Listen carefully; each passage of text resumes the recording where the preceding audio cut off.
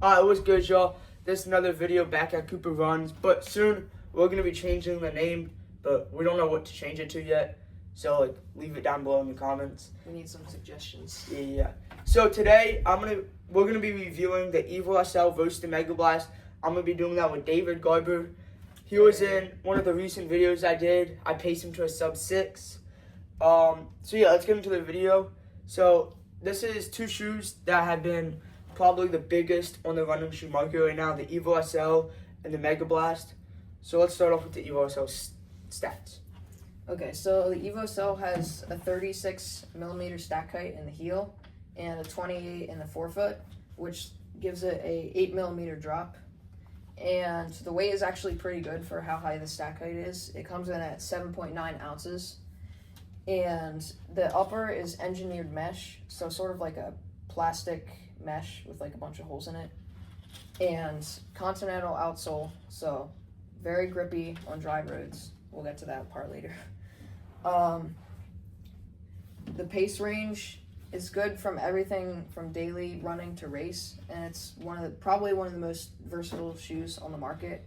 Can handle almost every pace.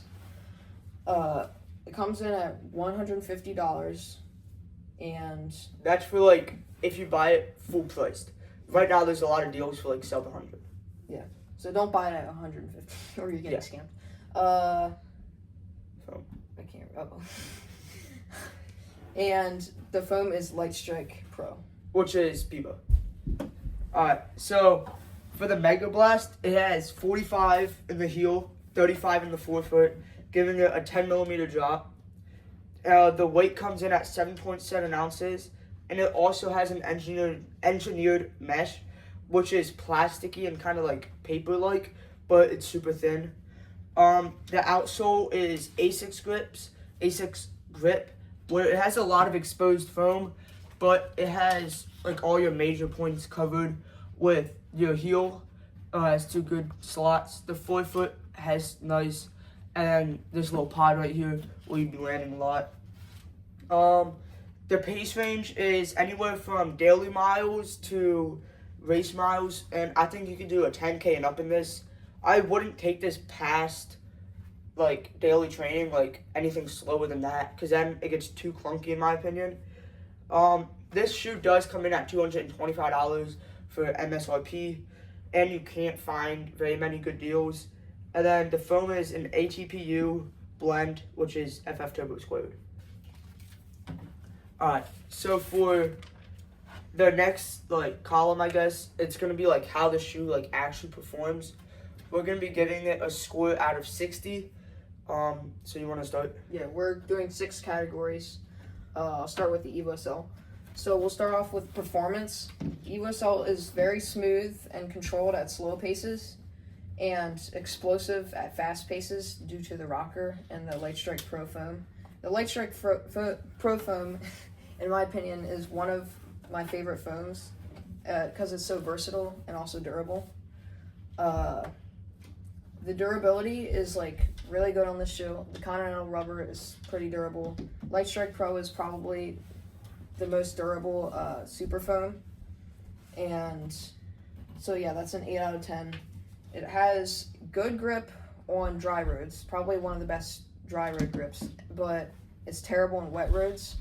And you can see there's decent outsole coverage. We have a lot up in the front, and then there's 2 patches on the back. So for heel strikers, I guess. But yeah, I would not run on trails or run on wet roads at all, because that is just a way to injure your ankles. They do make a trail version of the Evo SL though. So if you're gonna be running a lot of trails, I'd get that. And then the upper is a really durable mesh upper. It can feel a little bit weird sometimes because it's the plasticky thin upper. And the laces are absolute trash. The tongue is pretty good, and I haven't found issues with lace bite, so that's really good. But you might want to do a lace swap. Is it tongue gusted? I don't think so. No, it's a not gusted. It's not gusted, and it's pretty short. So some people may experience it, but from our experiences, we haven't. Yeah, and the non-gusseted tongue cuts down the weight, so it's not super heavy at all. Yep. This shoe like looks really good in my opinion. I mean, people use this for casual wear, so and there's so many colorways available that you can like easily pick a colorway that you like, and there's not really any bad colorways in my opinion. So it's an easy 8 out of 10 for looks. And the price, this is like probably one of the most like bang for your buck shoes on the market because just of the versatility, and it comes in, you can find it now for like less than 100, so it's a 9 out of 10 for price. So that totals out at a 48 out of 60 score. Yep. So for the Megablast, its performance is clunky and choppy at slow paces, but once you get past threshold, anything faster, it gets really explosive and really bouncy and fast. It does have a aggressive rocker that starts pretty late and tapers pretty hard. So the performance is an 8 out of 10. It is a very durable shoe with the ASICS grip. I have 165 miles, and you can't really see any wear on the shoe. The grip's pretty thick too. So yeah, like, it is. It's even though it can wear some, it's not gonna wear through the grip. Yep. It's a very thick grip. It does have a lot of exposed foam, but that foam is very durable. It's good in wet conditions, but it's even better in dry conditions like every other shoe. So that's, hold on. So the durability is a 9 out of 10. The grip is a 9 out of 10. The upper is a 7 out of 10, with it having a pretty mid, like actual upper breathability is pretty good though. The laces are ribbed, so they haven't come untied at all. The tongue is gusted, and you will experience a little bit of lace bite, because the tongue is very thin, but it has 2 little padding spots to help with that. So that's a 7 out of 10. The colors are pretty good in my opinion, but there's like 3 or 4 colors maybe for the whole shoe. And then the price is $225, market retail price, and that's a 6 out of 10. So in total, the Megablast is a 47 out of 60, whereas the Evo SL is a 48 out of 60. Alright, so from here on, we're gonna like tell you who should buy which shoe. So you want to go with the Evo SL? Yeah. So I'd recommend the Evo SL for like people who want one shoe to do it all. Yep. So you can use it on easy runs, you can use it on workouts, you can use it on races, pretty much everything. And it's like the price is pretty good. So for people who don't want to blow a bunch of money on a shoe, then I would recommend the Evo SL. Although I would hesitate to buy it if you're looking to run on trails or you're running it in wet conditions, conditions where you need better grip. So yeah, overall, I'd say if you need one shoe to do it all, then get the Evo SL. Yeah, so the Megablast is similar to the Evo SL in the fact that you get the shoe, it'll do a bunch of wide pace ranges, but if you're looking for a shoe to do more threshold work, speed work, and racing, if you want a shoe that, you know, work out and race, then I would get the Megablast.